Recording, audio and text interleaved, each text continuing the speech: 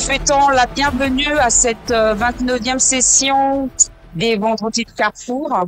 Je suis Orgerie Gampio, la maîtresse de cérémonie de ce jour, et je suis accompagnée de mon confrère Igor Cameroun. Bonjour Igor. Bonjour Orgerie, bonjour mesdames, messieurs. Très respectueusement, monsieur l'administrateur maire de l'arrondissement 7 Talangaï, j'ai cité monsieur Priva Frédéric Ndeki pour son mot de bienvenue. Sous vos applaudissements, s'il vous plaît. Distingués invités, mesdames et messieurs, c'est pour moi un honneur de prendre la parole à l'occasion de l'ouverture des travaux de la 29e session des Vendredis de Carrefour. Permettez-moi, avant de poursuivre mon propos, de m'acquitter d'un devoir. C'est celui de vous souhaiter une cordiale bienvenue dans ces somptueux cadres des Tours Jumelles dans l'arrondissement 6 Talangaï au nom des populations de cet arrondissement et à mon nom personnel.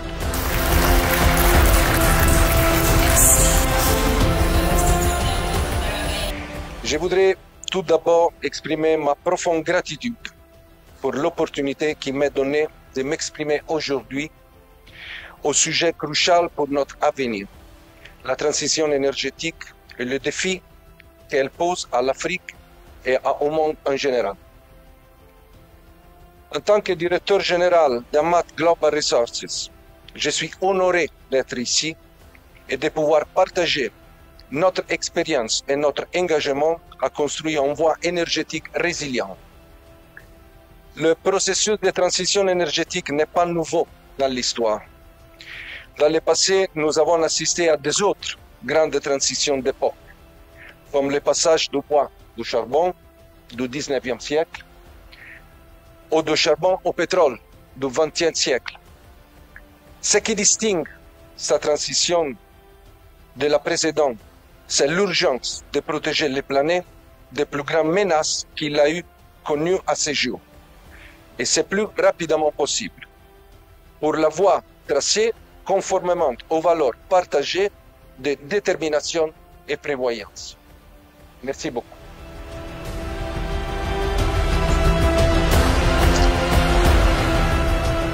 Nous aurons le plaisir maintenant d'écouter monsieur Mike Villa, secrétaire général de Carrefour, pour un mot d'accueil en tant que représentant de cette plateforme de réflexion. Sous vos applaudissements, monsieur Mike Villa. Ce matin, l'humilité nous oblige de nous arrêter quelques instants devant celui à qui nous devons tout et qui ne nous doit rien du tout, le Très-Haut, pour exprimer notre gratitude pour le don précieux de la vie renouvelée qui nous permet de répondre à cette invitation de la 29e édition des Vendredis de Carrefour sur le thème « L'Afrique face aux enjeux de la transition énergétique ». Ici à Brazzaville, dans l'enceinte de ce bel édifice qui symbolise modernité et qui incarne une véritable novitas qui nous rend si fiers. Ici à Brazzaville, cher frère Kader, ville carrefour du savoir et de l'intelligence. Ici à Brazzaville, monsieur Montmarguer, à quelques mètres seulement du fleuve Congo, le deuxième plus grand au monde par son débit et le plus profond. C'est donc ici, dans cette ville d'hospitalité qu'au nom de Carrefour, je salue avec une déférence méritée la remarquable présence de vos illustres personnalités et vous souhaite une cordiale bienvenue. Le cercle d'action et de réflexion pour la refondation, l'unité et le renouveau, en sigle Carrefour, ce n'est pas un supermarché. Sous l'impulsion du ministre Bruno-Jean Charitois, ministre des Hydrocarbures du Congo, a été créé en 2016 par 3 jeunes, le modérateur l'a dit tout à l'heure, avec le désir ardent de voir une Afrique différente, un Congo nouveau, pour porter la réflexion stratégique sur l'Afrique et produire la connaissance et le savoir. Vous le savez comme moi que nous sommes à un tournant crucial. Les énergies fossiles que nous avons utilisées sans compter assèchent nos rivières de leurs ressources, polluent notre air, bouleversent notre climat. Si nous continuons ainsi, les générations futures hériteront d'un monde malade et appauvri. Je le crois et nous à Carrefour nous le croyons. La maladie du dérèglement climatique n'est pas incurable. mais elle n'en est pas moins grave. Je n'en prêterai pas à la violence verbale dans la voix douce de Greta Thunberg, mais je veux simplement nous dire que nous avons une responsabilité sans précédent. Je veux donc ainsi dire que la transition énergétique, sans vouloir effilocher la question, est pour nous, au think tank Carrefour, un sujet d'intérêt premier. Et il nous a donc paru apodictique ce matin de mener une réflexion stratégique au travers des échanges et débats que nous aurons. Et c'est pour ça que nous sommes ici. Je veux affirmer ici une conviction profonde. Mener ce combat n'est pas une question de conférence d'un jour, ou même pas de COPs annuels, qui, bien entendu, ont leurs intérêts, mais je veux nous faire remarquer que c'est vraiment un appel. C'est une vraie mission de vie. Notre mission n'est pas seulement d'imaginer un avenir meilleur, mais de le construire et le construire ensemble pour ceux qui viendront après nous. C'est notre responsabilité. Chers concitoyens africains, juste avant de terminer, la transition énergétique n'est pas une option, c'est une solution. La transition énergétique n'est même pas un choix et certainement pas celui du désordre. C'est une nécessité, une promesse que nous faisons à nos enfants, à notre planète. Et je le crois quand même un peu plus, une promesse aussi que nous devons faire à Dieu, qui nous a laissé une planète propre, pure, dans un très bon état. Et lui rendre une planète propre me paraît être une offrande la plus agréable, dont chacun de nous a la responsabilité de faire sentir le parfum de bonne odeur. Nous devons cela à Dieu. Et je voudrais clore en nous proposant 3 carrefours sur le long chemin qui nous mène à la destination transition énergétique. Le premier carrefour, c'est le courage. Le deuxième carrefour, c'est l'action. Et le troisième carrefour, c'est la responsabilité. Ces 3 carrefours en sigle CAR constituent le moyen de transport, le bus, le car. Et je l'espère qu'il aura un moteur électrique, bien que plus lent, mais plus sûr en vue d'une Afrique transformée et aux avant-premières. Yes, we can do it.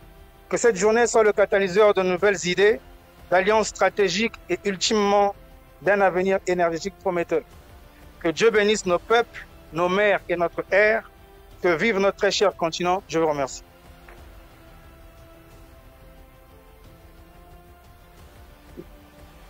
Pour poursuivre dans cet élan de balle d'intervention, mesdames, messieurs, nous allons inviter un homme, un grand homme, pour sa vision et son expertise qu'il devra partager. Voici pour vous, Monsieur Ndi Ayouk. Il est président de la Chambre africaine de l'énergie. Sous vos applaudissements. Carrefour has become one of Africa's most important places where you have these discussions around energy transition, around topics that have to shape the future. Our continent, Congo, being part of it, becomes what is so beautiful and that which we can discuss about people making decisions about how we believe in this future. Energy transition is real. It's always been changing weather patterns, but it's always been very big discussion. I'm very happy with my brother, and I listened to his speech very carefully around the village, the gift from God, and how we should live this planet in a better way by embracing renewables. That is very good. But my brother, I disagree. I think oil is a gift from God. I think gas is a gift from God. I think Congo is a gift from God. And we need to be looking at a transition that puts Congo first and that puts people first. Because as we start these discussions, let's not forget 600 million Africans still don't have access to electricity. 900 no access to clean cooking technologies. You can't just transition. Where are you transitioning from? From the dark to the dark? Nobody in Congo wants to breathe clean air in the dark. They want to eat and they want to have electricity that drives the future. And we should not forget, Congo, this country, is not the problem of the climate. It is the solution. It's called global warming, not Congo warming. So we need a global solution to fix this. Thank you so much for having me. And it's always an honor to be in Congo. Bye-bye. Nous accueillons maintenant le représentant du Sénégal, Monsieur Kader Diawara, sous vos applaudissements, s'il vous plaît. En tant que participant engagé dans la promotion d'un avenir énergétique durable pour notre continent, le Sénégal souhaite partager avec vous quelques réflexions à travers ma modeste personne. L'Afrique est confrontée à des défis majeurs en matière de transition énergétique. Un de ces défis est l'accès à l'énergie. Effectivement, en Afrique, de milliers de personnes en Afrique n'ont pas encore accès à cette énergie. Le paradoxe, c'est que l'Afrique possède d'énormes ténèbres en termes d'énergie fossile et renouvelable, tels que le solaire, l'éolien, l'hydroélectricité, qui peuvent non seulement réduire notre empreinte carbone, mais aussi stimuler l'innovation et la croissance économique. Cependant, pour concrétiser cette transition énergétique, nous devons surmonter des obstacles tels que les infrastructures énergétiques inadéquates, le financement insuffisant et la gestion des ressources naturelles. Enfin, nous devons adapter l'Afrique aux défis posés par les changements climatiques. L'Afrique est déjà confrontée à des phénomènes météorologiques extrêmes. La transition énergétique en Afrique est un défi complexe, mais également une opportunité de transformer nos sociétés pour le mieux. En travaillant ensemble, en partageant nos connaissances et en prenant des mesures concrètes, nous pouvons créer un avenir énergique, durable et inclusif pour tous les Africains. Il est important de faire, de préserver, mais il est important aussi de protéger. Et protéger l'Afrique, c'est prendre conscience que nous avons un retard extrêmement important face à de nombreux pays qui aujourd'hui caracolent en tête dans le domaine économique, dans le domaine de l'innovation, dans le domaine de beaucoup de secteurs où l'Afrique peine à s'en sortir. Donc j'invite aujourd'hui, face à cette réflexion, de prendre en compte que les défis sont énormes, mais aussi que les besoins sont aussi énormes que ces défis.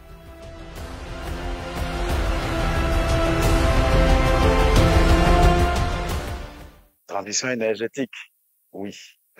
Transition énergétique, non. Accord de Paris, oui. Accord de Paris, non. Nos problèmes ont commencé en 2015. Parce que depuis 2015, la narrative a changé. Tout le monde parle de transition, transition, transition. Mais on transite vers où? Où sommes-nous pour aller où? Je vous pose la question. Et là, pour très tôt, a pris les devants.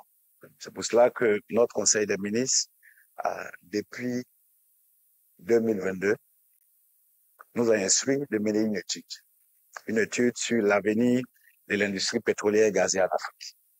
Nous avons terminé cette étude. Je vous fais grâce, je suis technicien, je suis pas. Donc, on a terminé l'étude et l'étude nous a permis d'identifier 3 défis majeurs. Donc, le premier défi, c'est le défi du financement. Le deuxième défi, c'est le défi de l'expertise et de la technologie. Et enfin, le troisième défi était celui du marché et des infrastructures de marché. Aujourd'hui, je vais un peu surprendre mes collègues dans la salle pour dire qu'après cette étude, je me propose de mettre sur la table un 4e défi, qui est celui de la guerre de la communication. Ça vous paraît un peu paradoxal. Pas plus tard que la semaine dernière, nous sommes sur un processus et je veux dire un journal du renom fait paraître un article pour parler d'un de nos projets et nous dire que le projet est mort. Donc on a dû répondre à cet article. Je prends un témoin NG Ayoub. Hier, en 2 vols, j'ai dû lui balancer un projet de document de communication justement sur cet article-là. Donc, comme je disais tantôt, le premier défi qui est celui du financement, nous avons pris les dessus très tôt, déjà depuis 2022, en partenariat avec Afreximbank, pour créer la Banque africaine de l'énergie. Donc, cette banque-là, qui va justement permettre, je veux dire, à l'industrie pétrolière et gazière en Afrique de pouvoir donc survivre. Parce qu'aujourd'hui, on ne va pas se leurrer la face.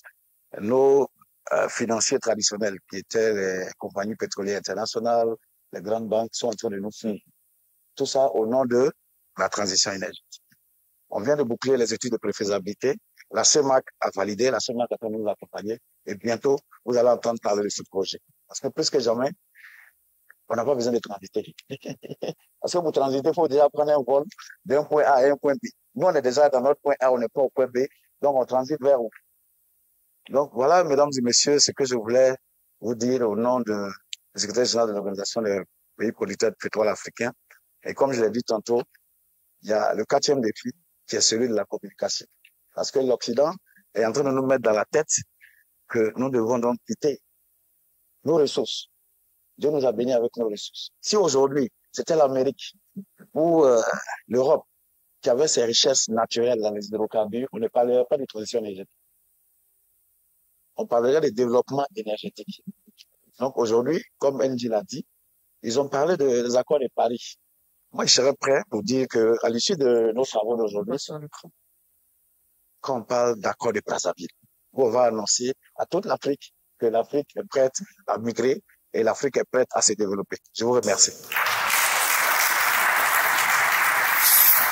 Merci beaucoup. Et puisqu'il s'agit d'une leçon inaugurale, commencez par quelque peu vous surprendre. La France, cette grande nation chère au cœur de beaucoup d'entre nous, a ceci de particulier qu'elle sait parfois nous surprendre.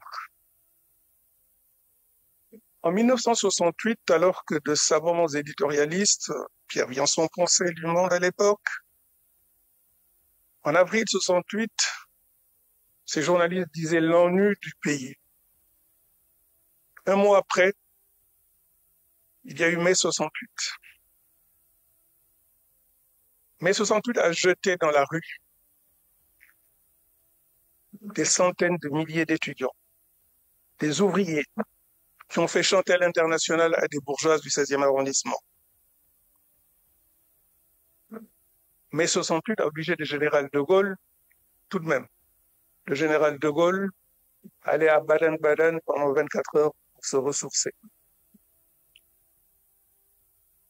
Hier encore, avant-hier, plus de 65 ans après la dernière motion de censure votée contre un gouvernement en France, le Parlement a fait tomber le gouvernement de Michel Barnier, homme respectable entre tous. Ainsi donc va ce pays. Alors vous pouvez vous demander pourquoi je vous parle de cela. Puisqu'il se trouve qu'en mai 2018, j'étais membre du comité exécutif de Total et président de l'activité distribution, donc marketing de Total. Que se passe-t-il en mai 2018? Madame Ségolène Royal, ministre de l'Énergie et de l'Environnement vers 2017, avait mis le pays sur une trajectoire d'augmentation de la fiscalité sur les produits pétroliers et en particulier la fiscalité sur le gazole. En janvier 2018, alors qu'on avait commencé ce processus, mes équipes françaises, tous les 3 mois, venaient me voir pour me dire, dans le cadre de la loi royale, il va falloir qu'on augmente de 5 centimes à la pompe. On faisait. Et puis en janvier 2018, il a fallu augmenter de 10 centimes. Que s'est-il passé en mai 2018 pour ceux qui s'en souviennent? Le pays a connu probablement la plus grosse révolte populaire qu'il ait jamais eu depuis au moins 68. Ainsi donc, vous comprendrez la difficulté du sujet que dans votre hardiesse à Carrefour, dans votre hardiesse, vous avez voulu débattre aujourd'hui. Il existe des pierres noires qu'on tire de la montagne et qui, étant mises au feu, brûlent comme du bois.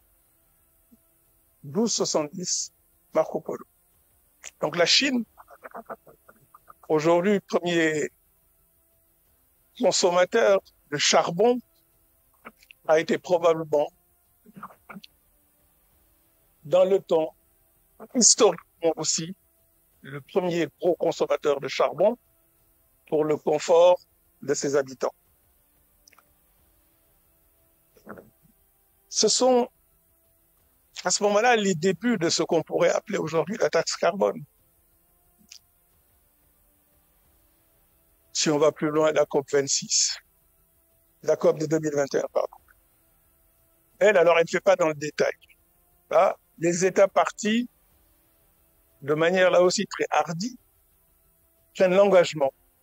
Nous sommes en 2021, c'est-à-dire il y a 3 ans. Je ne vous parle pas de choses qui se sont passées au détour de l'autre siècle.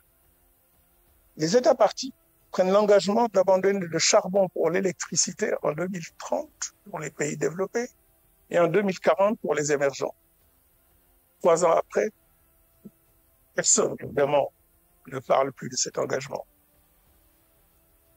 Autant je ne comprends pas qu'on puisse se poser la question de la dette liée au colonialisme ou de la dette liée au climat. Parce que là, nous n'avons rien fait. Là, on ne nous a rien demandé. Alors aujourd'hui, nier qu'il y a une dette climatique, c'est en même temps injuste pour les générations à venir, est un petit peu insultant pour les générations passées.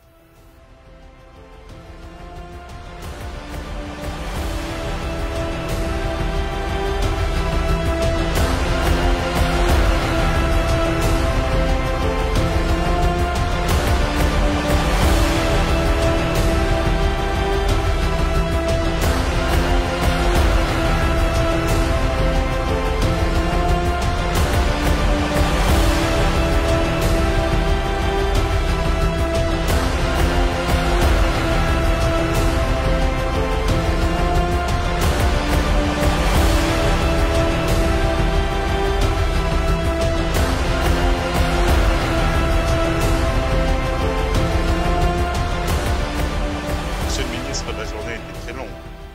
Je pense qu'on va atterrir. Si vous me permettez, monsieur le ministre, permettez-moi de vous inviter à la tribune. Merci beaucoup, monsieur le conseiller. Merci à tous ceux qui ont contribué de près ou de loin à l'organisation de cette 29e session des Vendredis de Carrefour. Aujourd'hui, nous avons plusieurs discours sur la scène internationale. Il y a des discours de la science, c'est-à-dire les institutions qui observent l'évolution de la question énergétique dans le monde. Il y en a qui sont attachés aux Nations Unies, il y en a qui sont attachés à l'Europe et à d'autres ensembles, il y a des institutions privées. Toutes les voies scientifiques s'accordent à dire qu'au moins jusqu'en 2040,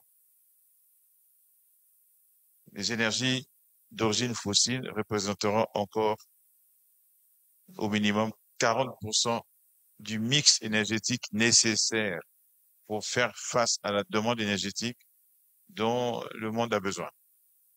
Ce n'est pas vraiment un problème de cohabitation idéologique.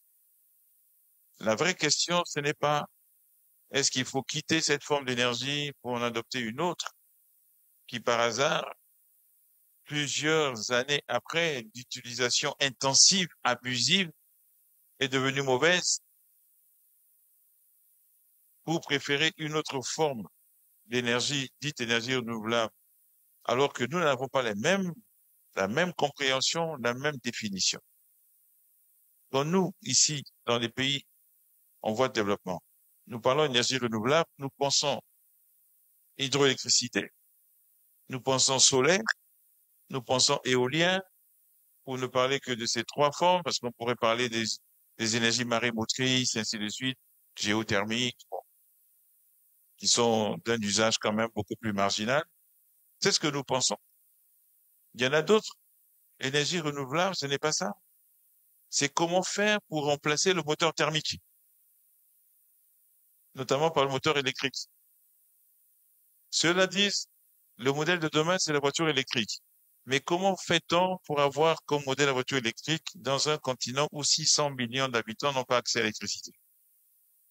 Au moment où, en réalité, derrière le discours, les 100 millions de dollars promis depuis Copenhague, dont nous n'avons jamais vu le moindre copec, maintenant on a demandé non pas 100 milliards, mais 1000 milliards On nous a concédé 300 milliards. Je vois pas comment on n'a pas pu avoir 100 milliards et on aura 300 milliards. Moi, j'y crois pas du tout. Comment, dans ces conditions, dans ces conditions-là, on peut nous dire, laissez tomber l'énergie fossile et on va la remplacer par une énergie qu'on ne finance pas. Qu'on ne finance pas.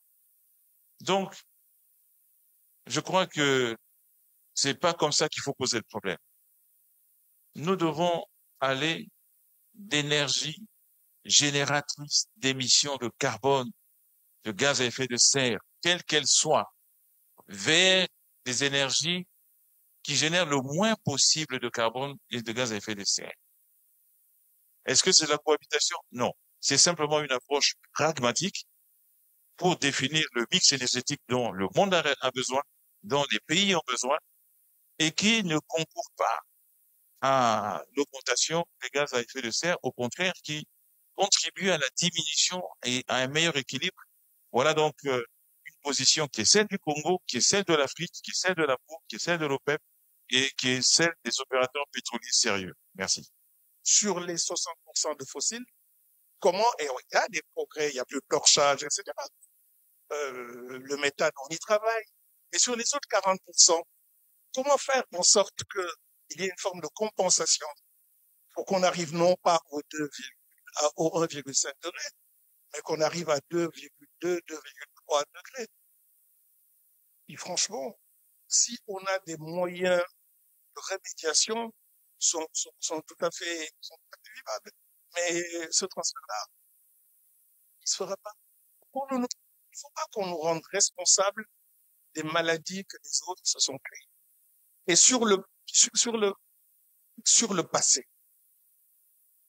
Vous savez, quand on apprend du droit, quand on est premier semestre de la première année en droit civil, en tout cas en France, on apprend l'article, alors ça doit être 1382 ou 1384, sur la responsabilité civile. Et qui dit, on est responsable, celui qui est responsable d'un dommage causé à autrui, voire réparation. C'est pour ça qu'il faut qu'il y ait trois conditions. Qu'il y ait un dommage, qu'il y ait causalité entre le dommage et le préjudice, et que le préjudice soit reconnu. Il y a dommage, il y a préjudice, et on sait qui a fait ça.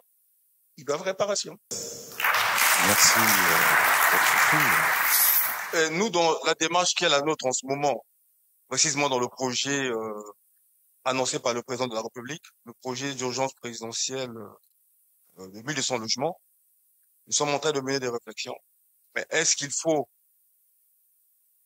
procéder par le même type de construction que nous avons toujours eu, c'est-à-dire avec les briques, ciment, qui consomment beaucoup d'énergie, et également, est-ce qu'il faut continuer à utiliser la même énergie? Pour la deuxième question, nous avons tous vécu, nous vivons encore les questions de délestage. Je pense que certains ont passé quasiment une semaine sans électricité. Et cela explique peut-être que le réseau n'avait pas anticipé le développement de nos villes et aussi la démographie. Mais est-ce qu'il faut insister avec l'énergie fossile? Nous disons oui, nous en avons besoin. Mais puisque nous avons des difficultés aujourd'hui pour assurer la desserte en énergie, il faut faire comme disait le président d'honneur, le mix. Donc, on a une partie énergie fossile et qui peut être complétée par l'énergie renouvelable. Voilà.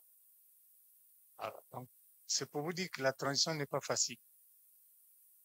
Et si on prend un pays comme l'Afrique du Sud qui utilise que du charbon, si on leur demande de tout de suite changer de mode de production d'électricité, ça veut dire que le pays va s'arrêter. Donc, il y a un travail à faire avant d'arriver là. Et tous ces pays sont partis par ces étapes. Il ne serait pas question pour nous de nous obliger forcément à passer à travers ces fourches codines, c'est-à-dire abandonner l'énergie fossile tout de suite pour créer l'énergie verte, parce que ça nécessite beaucoup de changements technologiques, beaucoup de financement et beaucoup d'efforts à faire. Quel est le mix énergétique que nous pensons nécessaires pour le Congo aujourd'hui, pour demain, pour après-demain, pour après-demain. Certains pays le définissent et l'ont défini clairement, y compris de façon extrêmement quantitative. Énergie par énergie, savent exactement, sur la base des projections, des potentiels des pays, vers où ils veulent aller en fonction des différents horizons qu'ils ont choisis comme repère. Nous devons à tout prix construire la même chose et j'espère que cette édition va aider à cela. Ces conclusions doivent être transmises à l'ensemble des acteurs concernés, à la fois bien sûr le gouvernement, mais aussi les institutions internationales avec lesquelles nous travaillons, la Banque mondiale qui aurait dû participer, le PNUD et d'autres, pourquoi pas le Fonds monétaire, mais aussi à l'APO, mais aussi la CEMAC, l'Union africaine et ainsi de suite. Pour ce qui nous concerne, ministère des hydrocarbures, nous avons reçu instruction de développer le gaz pour assurer la meilleure transition possible pour notre pays. Nous pensons, un potentiel suffisant, non seulement pour couvrir nos besoins actuels, mais aussi une partie des besoins futurs et même exporter une partie de cette énergie provenant du gaz. C'est pour ça que nous avons signé il y a un peu plus d'1 an un accord que nous avons appelé la boucle de l'amitié avec 2 républiques sœurs, la République démocratique du Congo dans un premier temps et ensuite celle de l'Angola dans un deuxième temps, de façon à partager cette vision d'une doctrine de la transition qui soit non pas celle d'un pays, mais une doctrine intégrée au moins au niveau de l'Afrique centrale, qui a un potentiel extraordinaire, et nous verrons ensuite pour les autres.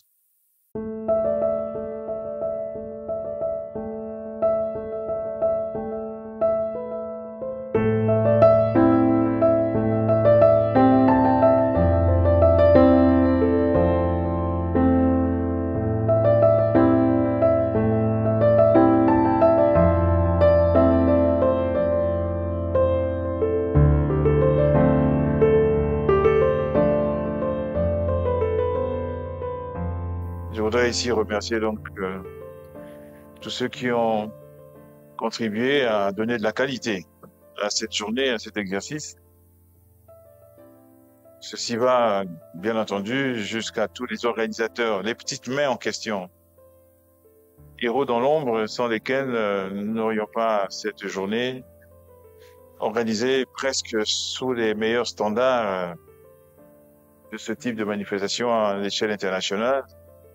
Sous le regard très attentif d'un grand expert de l'exercice, du président de la Chambre africaine de l'énergie, grâce à qui, j'espère, nous aurons dans 3 mois une conférence de très, très, très haut niveau sur l'énergie au Congo, en Afrique et en général. Je voudrais, à ce stade, me permettre quelques recommandations à Carrefour. Quand on est le président d'honneur, on a ce privilège. D'abord, que le communiqué final soit renforcé par, bien entendu, l'évocation de la leçon inaugurale. Ensuite, en effet, qu'un rapport complet des travaux soit rendu disponible et renvoyé à tous les participants en espérant qu'ils ont donné leurs coordonnées, email notamment, pour que nous puissions leur permettre de disposer des éléments auxquels ils ont contribué, auxquels ils ont participé. Je souhaite que pour cette question de la transition énergétique, un comité scientifique adéquat soit mis en place. Comité scientifique qui va aider Carrefour à travers ce comité scientifique à apporter une contribution qui soit à la mesure de l'enjeu. Cette contribution ne peut être valable et viable que si elle est faite en collaboration avec pas tous, mais en tout cas quelques grands acteurs, parmi lesquels forcément l'APO, l'Association des pays africains producteurs de pétrole, mais aussi un certain nombre d'associations en matière d'électricité, l'ancienne UPDA, je crois qu'elle a changé de nom. Nous devrions la consulter évidemment le pôle énergétique en Afrique centrale, mais si nous pouvions tenter d'avoir une relation à travers le PEAC avec les autres pôles énergétiques, la Chambre africaine de l'énergie, la CEMAC et la CEAC, je crois que Carrefour devra franchir un pas supplémentaire dans sa contribution en essayant de les amener à s'associer à la démarche de la formulation d'un projet de doctrine africaine de la transition énergétique juste et équitable. Et donc, comme le veut l'usage, nous allons annoncer la thématique autour de laquelle j'espère que nous nous retrouverons tous de nouveau, pas dans cette salle, mais dans une plus grande.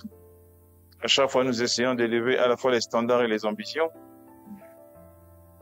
avec, je l'espère, une participation encore plus inclusive. J'espère qu'on verra davantage d'acteurs économiques comme les chambres de commerce, on n'a pas beaucoup vu. J'espère qu'on verra davantage de parlementaires, on n'a pas beaucoup vu. J'espère que le Conseil économique, environnemental et social sera présent. C'est censé être un de nos observateurs économiques et sociaux et environnementaux.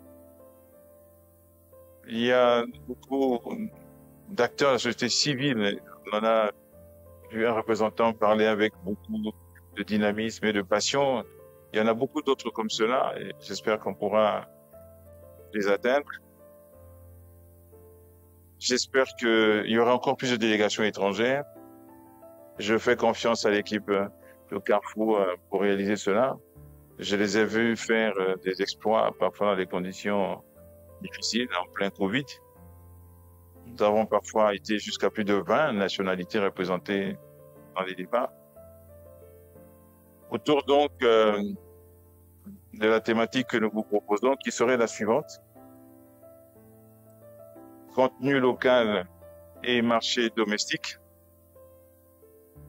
Que faire? Comment faire? Avec qui faire? Seul et ou ensemble? Point d'interrogation.